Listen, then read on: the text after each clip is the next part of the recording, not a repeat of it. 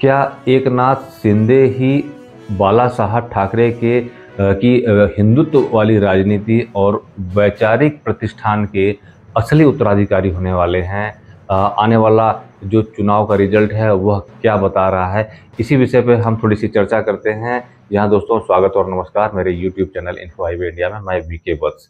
जब तक बाला साहब ठाकरे रहे, उन्होंने अपने जीवित रहते हुए पार्टी का उत्तराधिकारी उद्धव ठाकरे को बना दिया था, जबकि दावेदार राज ठाकरे, दूसरे नंबर के दावेदार राज ठाकरे होते थे। वहीं से पार्टी में कहीं ना कहीं एक बिखराव और एक टूट का सिलसिला शुरू हो गया था। और यह टूट का सिलसिला पिछले विधानसभा यानी कि 2019 की जो विधानसभा हुई थी, इसमें अपने टूट के सिलसिले में यह सिलसिला और आगे बढ़ गया। जब 2019 के विधानसभा इलेक्शन के बाद जब उद्धव ठाकरे ने मुख्यमंत्री बनने के लालच में महाविकास अघाड़ी यानी कांग्रेस और एनसीपी से जब गठबंधन किया, तो जो समर्थक थे, जो बाला साहब के विचारों से उद्धव ठाकरे से जुड़े हुए थे या शिवसेना से जुड़े हुए थे, वह समर्थक बहुत आहत हुए। और ऐसी स्थिति में कोई उनके पास चारा नहीं था, क्योंकि अगला चुनाव होता जब, तब वह इसका हिसाब पूरा करते। लेकिन अब 2024 में जो 20 तारीख को वोट विधानसभा के इलेक्शन हुए हैं और आज 23 तारीख है, उसके रिजल्ट आने वाले हैं। तो अब पिक्चर क्लियर हो जाएगी कि वास्तव में जो शिव सैनिक हुआ करते थे या जो हिंदुत्व के जो कोर वोटर थे, जो बाला साहब ठाकरे के विचारों पर चलते थे, वह वास्तव में अब वर्तमान में किसको अपना मतलब वो बाला साहब के विचारों का या उनके जो जमे जमाए हिंदुत्व का जो प्रतिष्ठान उन्होंने खड़ा किया था, उसका वास्तविक उत्तराधिकारी किसे चुनती है। पिछली बार जब स्थिति ऐसी हुई थी कि उद्धव ठाकरे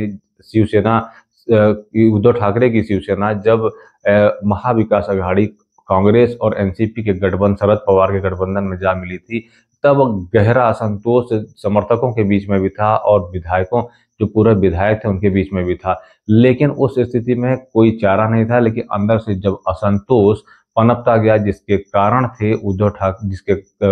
थे उद्धव ठाकरे की कुछ ऐसी नीतियां, जो पालघर, अर्नब गोस्वामी की जेल और नवनीत राणा के हनुमान चालीसा विवाद, और इसी तरीके से कंगना रनौत के घर पर, जो कि राष्ट्रवादी मुद्दे उठाती थी, उसके घर पर जब बुलडोजर की कार्रवाई की, तो इन सब मुद्दों को के कारण जो चेंज दिख रहा था वास्तव में शिवसेना के चरित्र में, इसके कारण शिवसैनिकों में बड़ा असंतोष था। और एकनाथ शिंदे ने इस असंतोष का नेतृत्व किया और शिवसेना के विधायकों की बड़ी संख्या लेकर वह शिवसेना से हट गए। कानूनी विवाद के बाद यह लड़ाई कोर्ट में गई और असली शिवसेना के हकदार एकनाथ शिंदे और जो चुनाव चिन्ह था उसके भी हकदार एकनाथ शिंदे हुए, और कानूनी रूप से वह अपने उत्तराधिकार उन्होंने प्राप्त कर लिया। एक तरीके से जो बाला साहब ठाकरे की जमी जमाई राजनीति का जो उत्तराधिकार होता था, वह उन्होंने हासिल कर लिया।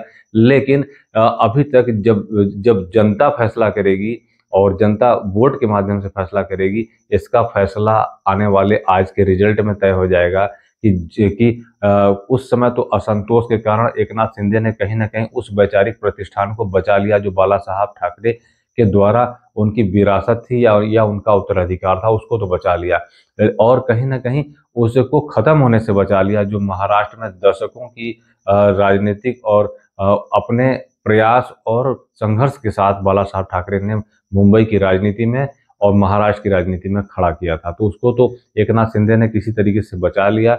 और आने वाला जो इलेक्शन है वह तय करेगा कि जैविक रूप से सिर्फ उत्तराधिकार उद्धव ठाकरे के पास होता है, कि वैचारिक मूल्यों और चरित्रों को लेकर जो समर्थक होते हैं वह किसे उत्तराधिकारी तय करते हैं। तो एकनाथ शिंदे कहीं ना कहीं एक ऐसी छवि बनाने में कामयाब रहे, जिन्होंने कहीं ना कहीं बाला साहब ठाकरे की विरासत को उद्धव ठाकरे के द्वारा विनाश होने से बचा लिया।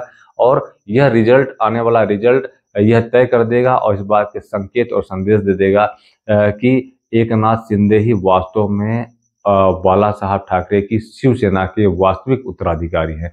तो आज की डेट में आप देखिए तो जो शिवसेना दशकों पहले एक पार्टी होती थी, आज वह 3 खंड में हो चुकी है, एक राज ठाकरे की MNS है, दूसरी UBT उद्धव गुट की शिवसेना और एक शिंदे गुट की शिवसेना। लेकिन जो वास्तविक रूप से जो बाला साहब ठाकरे के जो विचारों को जो लेकर चल रही पार्टी है वह एकनाथ शिंदे के गुट की शिवसेना है। तो एकनाथ शिंदे इस दृष्टि से वास्तविक उत्तराधिकारी होते हैं और आज का रिजल्ट यह तय कर देगा। इस विषय में आपकी क्या राय है हमें कमेंट सेक्शन में जरूर बताइएगा। आज के रिजल्ट के बारे में आप क्या सोचते हैं इस विषय में बताइएगा। जानकारी अच्छी लगे तो लोगों से शेयर करिए। फिर आते हैं कुछ ऐसी चर्चा और अपडेट्स के साथ। तब तक के लिए धन्यवाद, नमस्कार, वंदे मातरम।